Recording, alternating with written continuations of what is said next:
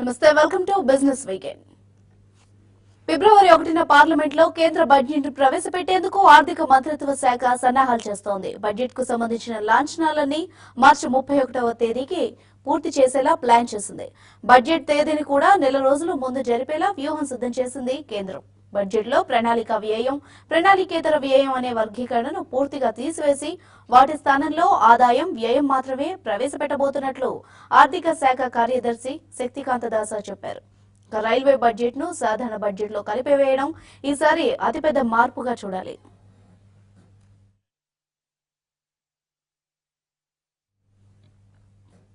Real estate రంగంలో కస్టమర్ల ప్రయోజనాలను కాపాడుతూ కేంద్ర ప్రభుత్వం చట్టం చేసింది. ప్రాజెక్టుల నిర్మాణాలను జాప్యం చేసే సంస్థల ఆగడాలకు చట్టం వేసింది. ప్రాజెక్టు కోసం డబ్బులు వసూలు చేసి ఏళ్ల తరబడి ఫ్లాట్లను అందించడంలో జాప్యం చేస్తే కస్టమర్లకు అసలుపై వడ్డీని చెల్లించాల్సిందేనని చట్టం నిర్ణయించింది. రియల్ ఎస్టేట్ నిబంధనలను కఠినతరం చేస్తూ రియల్ ఎస్టేట్ రూల్స్ 2016ను కేంద్ర ప్రభుత్వం నిర్ణయించింది. సొంతింటి కలను నిజం చేసుకోవాలని భావిస్తూ లక్షలాది రూపాయలను పెట్టుబడిగా పెట్టేవారి ప్రయోజనాలను రక్షించేలా కేంద్ర ప్రభుత్వం తయారు చేసిన RERA real estate regulation and development act ను రూపొందించింది. ఇందుకు సంబంధించిన మార్గదర్శకాలను సైతం వెలువరించింది. రీరా చట్టం మార్గదర్శకాల ప్రకారం ఫ్లాట్లు కొన్న వినియోగదారులకు ముందుగా ఇచ్చిన హామీ ప్రకారం సకాలంలో ఇంటిని డెలివరీ చేయకుండా ఆలస్యం చేస్తే బిల్డర్లు ఏటా 10.9% వడ్డీని చెల్లించాల్సి ఉంటుంది. అలాగే ప్రాజెక్టులో కొనుగోలు చేసిన వారికి రుసుము తిరిగివ్వాలన్నా, పరిహారం చెల్లించాల్సి వచ్చినా స్టేట్ బ్యాంక్ ఆఫ్ ఇండియా ప్రామాణిక వడ్డీ రేటుకు అదనంగా 2% జతచేసి ప్రమోటర్లు చెల్లించాల్సి ఉంటుంది. అది కూడా నిర్ణీత తేదీ నుంచి 45 రోజుల్లోగా చెల్లించాల్సి ఉంటుంది. దీంతో పాటు ప్రాజెక్టు కోసం రియల్ ఎస్టేట్ రెగ్యులేటరీ అథారిటీకి రిజిస్ట్రేషన్ కోసం దరఖాస్తు చేసుకున్న 3 నెలల్లోనే కస్టమర్ దగ్గర తీసుకున్న మొత్తంలో 70% బ్యాంకులో జమ చెయ్యాలి. అలాగే కస్టమర్లకు ప్రాజెక్టు ఆమోదం పొందిన తర్వాత అది ఎప్పటికి పూర్తవుతుందో ఖచ్చితంగా వెల్లడించాలి. ఈ సెక్టర్ కు కూడా ఒక రెగ్యులేటరీ బాడీ అనేది కావాలి. లాంగ్ రన్ లో ఇన్వెస్టర్స్ కూడా ఎవరికైతే అలాంటి కూడా న్యాయం జరగాలంటే కూడా కావాలి. అదేవిధంగా కొంతమంది బిల్డర్స్ కూడా అన్యాయం జరుగుతూ ఉంది కొన్ని చోట్లలో రేర్ గా. సో వాళ్ళకు కూడా న్యాయం జరగడానికి ఒక రియల్ ఎస్టేట్ రెగ్యులేటరీ అథారిటీ అనేది తీసుకోవడం జరిగింది. దీనిలో మంచి ప్రొవిజన్స్ ఉన్నాయి.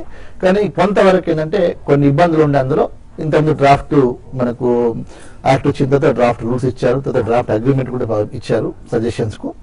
ఇవన్నీ కూడా ఏంటంటే యూనియన్ టెరిటరీకి సంబంధించిన వరకు రిలీజ్ చేయడం జరిగింది. కొనుగోలుదారుల వద్ద నుంచి సేకరించిన నిధులు ఎంత వినియోగించారు వంటి వివరాలను ఇంజనీరు, ఆర్కిటెక్ట్, చార్టర్డ్ అకౌంటెంట్ ధృవీకరణతో వెల్లడించాలి. దీంతో పాటు ప్రతి త్రైమాసికం ముగిసిన 15 రోజుల్లోగా సంస్థ వెబ్సైట్ లో ఈ సమాచారాన్ని పొందుపరచాలి.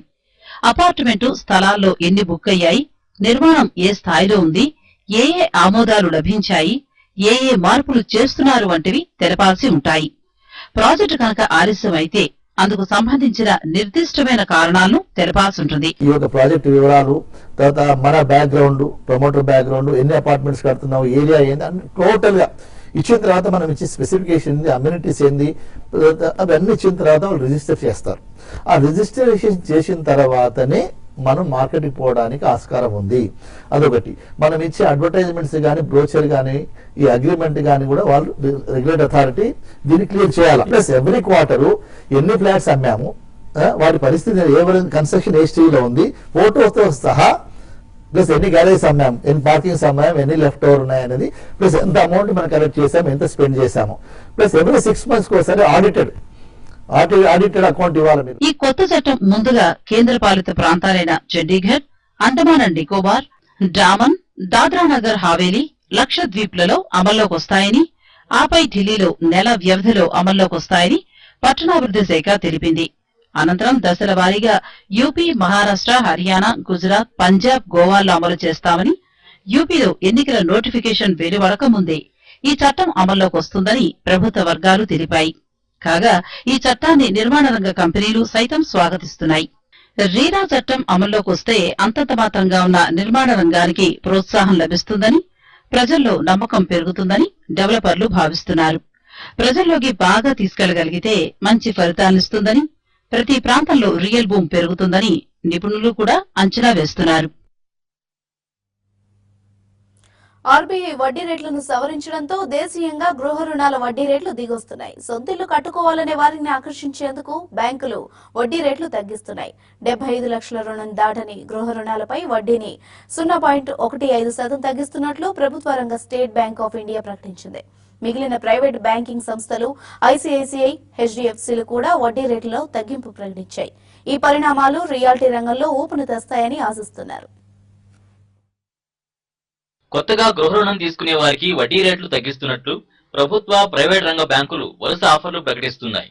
ఇప్పటికే ప్రభుత్వ రంగ బ్యాంకు ఎస్బీఐ 0.15% వడ్డీ తగ్గించగా అదే బాటలో ఐసీఐసీఐ కూడా పయనిస్తోంది. సవరించిన రేట్ల ప్రకారం 75 లక్షల వరకు మహిళలకు గృహ రుణ రేటు 9.15% ఉంటుంది. ఇంతకు ముందు ఈ రేటు 9.30% ఉంది. ఇక ఉద్యోగులకు ఇచ్చే రేటు 9.35% నుంచి 9.20% తగ్గింది. అక్టోబర్ 4న ఆర్బీఐ రెపో రేటును తగ్గించిన తర్వాత ఐసీఐసీఐ బ్యాంక్ ఎంసీఎల్ఆర్ ఆధారిత రేటును తగ్గించటం ఇది మూడోసారి. దీనికి తోడు ఐసీఐసీఐ వేతన అకౌంట్ హోల్డర్స్ కి ICICI bank home over draft పేరిట కొత్త పథకాన్ని కూడా ఆరంభించింది. టర్మ్ లోన్ తో పాటు ఓవర్ డ్రాఫ్ట్ సౌలభ్యం ఈ ప్రోడక్ట్ ప్రత్యేకత. హౌసింగ్ దిగ్గజం హెచ్డీఎఫ్సీ కూడా తన గృహ రుణ రేట్లని 0.15% తగ్గిస్తున్నట్టు ప్రకటించింది. అమెరికా అధ్యక్ష పదవికి డొనాల్డ్ ట్రంప్ ఎన్నికైతే ఖచ్చితంగా ఇండియా వాణిజ్యంపై ప్రభావం పడుతుందంటున్నారు. అయితే నెగిటివ్ గా కాదు, పాజిటివ్ గానే అని అంటున్నారు కొంతమంది. ఇప్పటిదాకా అమెరికాలో తన ఉత్పత్తులను డంప్ చేసి తెగ సొమ్ము చేసుకుంటున్న చైనాకి చెక్ పడుతుందట. ఆ స్థానంలో భారత్ కి వ్యాపార అవకాశాలు పెరుగుతాయని వారి వాదన. ఇది జరిగితే నిజంగా ఇండియాకి ప్లస్ పాయింట్ గానే చెప్పాలి. చైనా, పాకిస్తాన్ దేశాలు అమెరికాని తమ పెట్టుబడులకు, ఉత్పత్తులకు కామధేనువుగా దశాబ్దాల తరబడి వాడుకుంటూ వస్తున్నాయి. అమెరికాతో చైనా వాణిజ్య మిగులు సంగతి చూసుకుంటే గత ఏడాది ఇది 24,88,000 కోట్లని దాటింది. ఓ రకంగా మన భారతదేశం బడ్జెట్ లో 35% అని చెప్పొచ్చు. ఇక డబుల్ గేమ్ ఆడే పాకిస్తాన్ కూడా 2 లక్షల కోట్ల రాయితీలు అమెరికా నుంచి పొందుతోంది. టెర్రరిజానికి వ్యతిరేకంగా పోరాడుతున్నట్లుగా బిల్డప్ ఇస్తూ ఇంత భారీ సాయం అమెరికా నుంచి పాకిస్తాన్ పొందుతోంది. మరి మన ఇండియా ఏం చేస్తోందంటే మన ఉద్యోగులను అక్కడికి పంపి డాలర్ల మోసులో తక్కువ జీతాలకు అవుట్సోర్సింగ్ ప్రాజెక్టులను పూర్తి చేస్తోంది. ఇక్కడే ట్రంప్ ఎన్నిక ఖచ్చితంగా ఇండియాకి పరోక్షంగా సాయం చేస్తుందని రాజకీయ నిపుణులు చెప్తున్నారు. టెర్రరిజానికి దన్నుగా ఉన్న పాకిస్తాన్ కి సహాయం నిలిపివేసే అవకాశం ఉంది. తన ఎన్నికల ప్రసంగాల్లో డొనాల్డ్ ట్రంప్ ఐసిస్ సహా ఏ టెర్రరిస్ట్ సంస్థలను వదిలిపెట్టమని, వారికి సాయం చేసే వారిని కూడా టార్గెట్ చేస్తామని చెప్పడమే ఇందుకు నిదర్శనం. అయితే ఒబామా కూడా తన ఎన్నికకు ముందు కశ్మీర్ అంశంలో తాము జోక్యం చేసుకుంటామనే అర్థంలో ప్రసంగాలు చేసినా ఆ తర్వాత మాత్రం 2 దేశాలే పరిష్కరించుకోవాలని చెప్పారు. ఇప్పుడు ట్రంప్ కూడా పాకిస్తాన్ ను ప్రమాదకర దేశంగా వర్ణించినా ఎన్నికైతే ఎలా ప్రవర్తిస్తారో చూడాలి. గత 15 ఏళ్లలో తయారీ రంగంలో అమెరికాలో 50 లక్షల ఉద్యోగాలు మాయమయ్యాయి. ఇదే సమయంలో చైనా ఉత్పత్తి రంగంలో భారీ వృద్ధి సాధించింది. ట్రంప్ చెప్పిన దాని ప్రకారం ఇలా కోల్పోయిన ఉద్యోగాలను తిరిగి తీసుకురావడం ఆయన లక్ష్యం. ఇది జరగాలంటే ఖచ్చితంగా చైనా ఉత్పత్తులను, చైనాతో వాణిజ్య సంబంధాలను అడ్డుకోవాల్సి ఉంటుంది. ఇక్కడే చైనా కంటే కాస్త ఎక్కువైన నాణ్యమైన భారత్ ఉత్పత్తులు, ఉద్యోగులను ప్రోత్సహించక తప్పదు. కొన్ని షరతులతో కేటగిరీల వారీగా అవుట్సోర్సింగ్ సంస్థలకు అనుమతి ఇచ్చే అవకాశం కనిపిస్తోంది. ఇదే ఇండియాకి ట్రంప్ ఎన్నికైతే జరిగే మంచిగా చెప్తున్నారు. మరి ఐటీ అవుట్సోర్సింగ్ జాబ్స్ మాటేంటి? యుఎస్ ఫ్రీ ట్రేడ్ పాలసీను ట్రంప్ పూర్తిగా మార్చేస్తే అవన్నీ పోతాయా అని భారత ఉద్యోగులను వేధిస్తున్నాయి. ఖచ్చితంగా ట్రంప్ చెప్పింది చెప్పినట్లు చేస్తే కొన్ని ఉద్యోగాలు తాత్కాలికంగా పోవచ్చు. కానీ లాంగ్ టర్మ్ లో ఈ పరిణామం భారత్ కు మేలు చేస్తుందని విశ్లేషకులు చెప్తున్నారు. ట్రంప్ విధించే షరతుల ముందు చైనానే ఇబ్బంది పెడతాయని, తద్వారా ఐటీలో మనకి ముఖ్యమైన పోటీదారు ఒకరు తొలగిపోతారని అంటున్నారు. అలా బిగ్గెస్ట్ మార్కెట్ లో సింగిల్ చిప్ ఎంప్లాయీ ప్రొవైడర్ గా ఇండియానే ఫేవరెట్ గా మిగులుతుందని అనుకోవచ్చు. చైనా లాస్ ఇండియా గెయిన్ అనే ట్యాగ్ లైన్ గుర్తుంచుకోవాలంటారు. కేజీ బేసిన్ లో రిలయన్స్ ఇండస్ట్రీస్ అవకతవకలకు పాల్పడిందని కేంద్రం భారీ నష్టపరిహారం విధించింది. ఓఎన్జీసీకి చెందిన బావుల నుంచి రిలయన్స్ గ్యాస్ తోడివేశారంటూ మొదలైన వివాదంలో ఈ భారీ నష్టపరిహారం విధించారు. రిలయన్స్ ఇండస్ట్రీస్ లిమిటెడ్ అధినేత ముఖేష్ అంబానీకి కేంద్ర ప్రభుత్వం భారీ షాక్ ఇచ్చింది. కేజీ బేసిన్ లో రిలయన్స్ ఇండస్ట్రీస్ తన బావుల పక్కనే ఉన్న ఓఎన్జీసీ బావుల నుంచి గ్యాస్ ను తోడివేయడంపై వివాదంలో ప్రభుత్వం రిలయన్స్ ఇండస్ట్రీస్ కు భారీ పరిహారాన్ని విధించింది. ఈ వివాదంలో సుమారు 10,312 కోట్లు జరిమానా విధించింది. ప్రభుత్వ రంగ సంస్థ ఓఎన్జీసీ, రిలయన్స్ సంస్థకు చెందిన కేజీ D6 బ్లాక్ మధ్య నడుస్తున్న గ్యాస్ వివాదంలో కేంద్రం ఈ నిర్ణయం తీసుకుంది. గత 7 సంవత్సరాలుగా కేజీ బేసిన్ లో సహజ వాయువును తోడుకుంటున్న రిలయన్స్ ఇండస్ట్రీస్ దాని భాగస్వాముల నుంచి ఈ పరిహారాన్ని కోరుతూ ప్రభుత్వం నోటీసులు జారీ చేసింది. కాగా ఓఎన్జీసీ గ్యాస్ ను RIL ఉత్పత్తి చేసినందున అందుకు పరిహారంగా చెల్లించాల్సిన మొత్తాన్ని చమురు మంత్రిత్వ శాఖకు చెందిన డైరెక్టరేట్ జనరల్ ఆఫ్ హైడ్రోకార్బన్స్ సుమారు 6,652.75 కోట్లుగా లెక్కగట్టింది. ఈ అంచనాల్ని ఆయిల్ మంత్రిత్వ శాఖకు అందజేసిన సంగతి తెలిసిందే. టెలికాం రంగంలో మరో సంచలనానికి రిలయన్స్ జియో సిద్ధమైంది. ఉచిత వాయిస్ కాల్స్ ఇస్తున్నప్పటికీ బేసిక్ ఫీచర్ ఫోన్లు వాడుతున్న వారు జియోకి మారేందుకు సిద్ధంగా లేరు. దీన్ని దృష్టిలో ఉంచుకొని బేసిక్ ఫోన్లు వాడుతున్న వారికి సైతం జియో సేవలను అందించేందుకు రిలయన్స్ సిద్ధమవుతోంది. రిలయన్స్ జియో సేవల్ని ప్రస్తుతం 4G స్మార్ట్ ఫోన్ వినియోగదారులే వెల్కమ్ ఆఫర్ తో అపరిమిత డేటా కాల్స్ ని ఉచితంగా అందుకుంటున్నారు. స్మార్ట్ ఫోన్ ని కొనలేని వారు ఈ ఆఫర్ కి దూరంగా ఉంటున్నారు. దీంతో బేసిక్ ఫోన్స్ ని వాయిస్ ఓవర్ LTE ఉండేలా తెస్తే అన్ని వర్గాలకు చేరువ కావచ్చని జియో భావిస్తోంది. దీనికోసం పలు మొబైల్ తయారీ కంపెనీలతో చర్చలు సాగిస్తోంది. అయితే వివో LTE ఫోన్ల కోసం జియో పలు సంస్థలతో చర్చిస్తోంది. అందులో ప్రధానంగా దేశీయంగా బేసిక్ ఫోన్ల తయారీ దిగ్గజాలతో పాటు అంతర్జాతీయ తయారీ దిగ్గజాలతో సంప్రదింపులు జరుపుతున్నాయి. బేసిక్ ఫోన్స్ లో వివో LTE టెక్నాలజీ ప్రవేశపెడితే రిలయన్స్ జియో అనుకున్న లక్ష్యం త్వరగా పూర్తయ్యే అవకాశం ఉంది.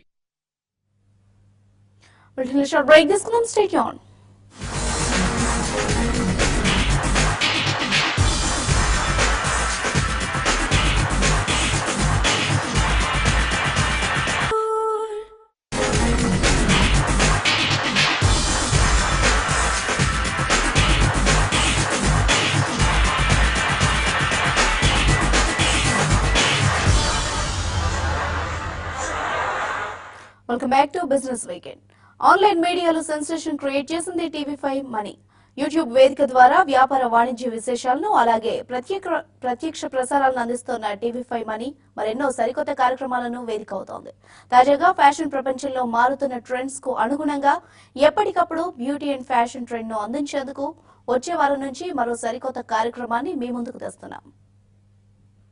స్పా సెలూన్ రంగంలో మీకందరికీ సుపరిచితమైన సంస్థగా పేరున్న మిర్రర్స్ తో కలిసి సంయుక్తంగా మిర్రర్స్ బ్యూటీ అండ్ ఫ్యాషన్ అనే కార్యక్రమాన్ని రూపొందించాం. ఇందులో beauty tips, different hair styles, makeovers తో పాటు ఎక్స్పర్ట్స్ అందించే విలువైన సలహాలు, సూచనలు అందిస్తున్నాం.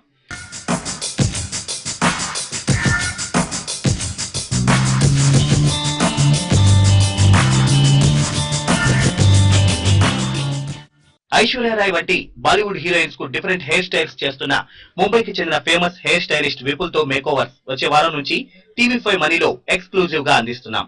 మిర్రర్స్ ఫౌండర్ విజయలక్ష్మి ఆధ్వర్యంలో ప్రతి వారం ఓ సరికొత్త హెయిర్ స్టైల్ ని పరిచయం చేసేందుకు mirrors beauty and fashion ready అయింది.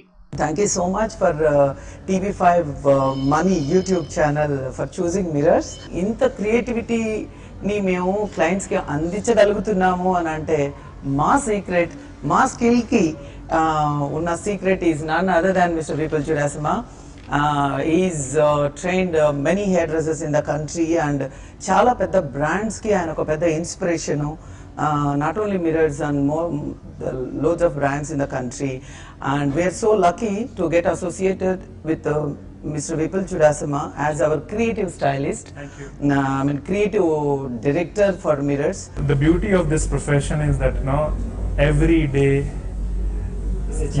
you see a good smile on a client's face. That's the best thing, I really enjoy that every day when I do a makeover, when I do something for my client, and when I see that big smile, they're happy. That's the best thing. I have like 2, 3 or maybe 4 or 5 different options.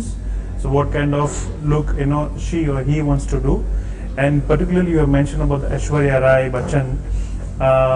So that particular for that show, we had decided 3, 4 different looks, what she's going to wear, what is the show all about, and according to that we had decided to style that glamorous waves for her.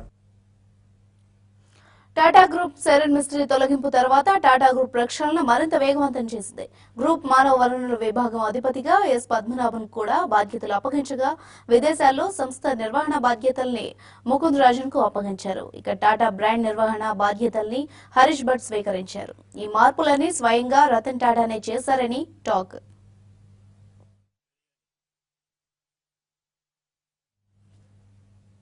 మరోవైపు siren మిస్ట్రీకి ఊహించిన స్థాయిలో Indian hotels company limited డైరెక్టర్ల నుంచి మద్దతు లభించింది. Mystery నాయకత్వానికే కాకుండా ఐహెచ్సిఎల్ chairman గా కొనసాగేందుకు company independent డైరెక్టర్లు ఏకగ్రీవంగా ఓటేశారు. ఆయనపై డైరెక్టర్లు పూర్తి విశ్వాసం ఉన్నట్లు బీఎస్సీకి కంపెనీ సమాచారం ఇచ్చింది. టాటా సన్స్ నుంచి కాకుండా ఇతర గ్రూప్ సంస్థల పదవుల నుంచి కూడా తప్పుకోవచ్చంటూ ప్రచారం జరుగుతున్న నేపథ్యంలో ఈ పరిణామం చోటు చేసుకోవడం విశేషం.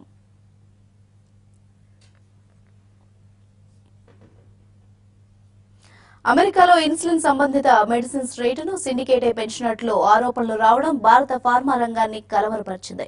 ఈ ఆరోపణలపై 2 ఏళ్ల క్రితం దర్యాప్తుకు అమెరికా న్యాయశాఖ 2 ఏళ్ల క్రితమే దర్యాప్తు ప్రారంభించింది. ఇప్పుడు దర్యాప్తు తాలూకు ప్రాథమిక నివేదిక వచ్చే నెలలో యుఎస్ ప్రాసిక్యూటర్లు ఫైల్ చేయనున్నారు. దీంతో అమెరికాలో జనరిక్ బిజినెస్ చేస్తోన్న సన్ ఫార్మా షేరు శుక్రవారం 5% వరకు క్షీణించగా డాక్టర్ రెడ్డీస్, అరబిందో ఫార్మా, గ్లెన్మార్క్ ఫార్మా, అజంతా ఫార్మా షేర్లు అదే బాటలో నడిచాయి.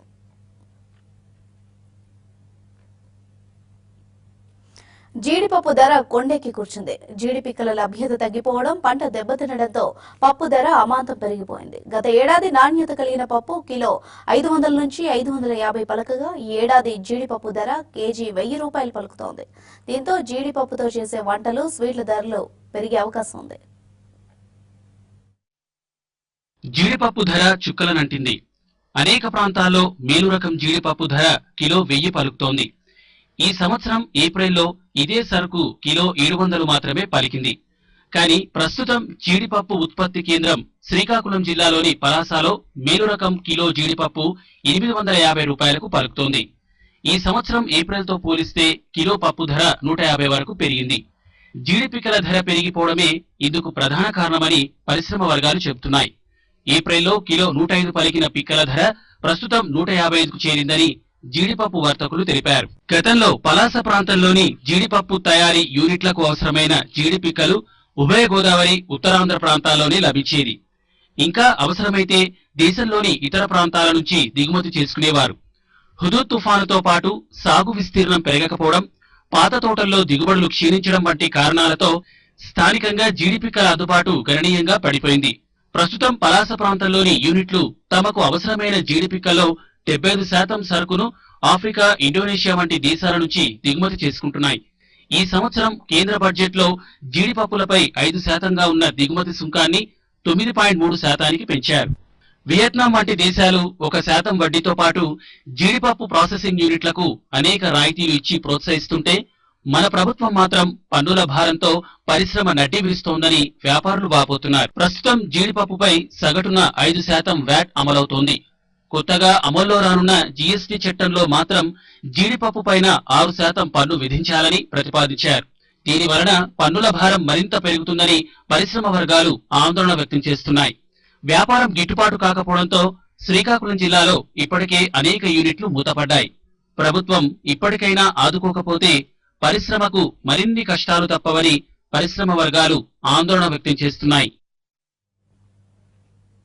అమెరికా అధ్యక్ష ఎన్నికల్లో ట్రంప్ గెలవచ్చుననే అంచనాలు రావడంతో గడిచిన వారం స్టాక్ మార్కెట్లు నష్టాలతో ముగిశాయి. వారం మొత్తంగా సెన్సెక్స్ 656 పాయింట్లు పతనమై 27,274 వద్ద నిలిచింది. ఇక ఎస్ఎస్సి నిఫ్టీ సైతం 192 పాయింట్లు కోల్పోయి 8,434 వద్ద స్థిరపడింది. తద్వారా సాంకేతిక నిపుణులు కీలకంగా భావించే 8,500 స్థాయి దిగువన నిఫ్టీ ముగిసింది. ఇటీవల మార్కెట్ ఫేవరెట్లుగా నిలుస్తూ వచ్చిన చిన్న షేర్లు గడిచిన వారమంతా బేరమన్నాయి. ఫలితంగా బీఎస్సీలో మిడ్ క్యాప్ ఇండెక్స్ ఏకంగా 4.7% పడిపోగా స్మాల్ క్యాప్ సూచి మరింత అధికంగా 5.2% దిగజారింది. ఇక వచ్చే వారం అమెరికా ఎన్నికల ఫలితాలే మన మార్కెట్లను దిశానిర్దేశం చేయనున్నాయని మార్కెట్ నిపుణులు అభిప్రాయపడుతున్నారు.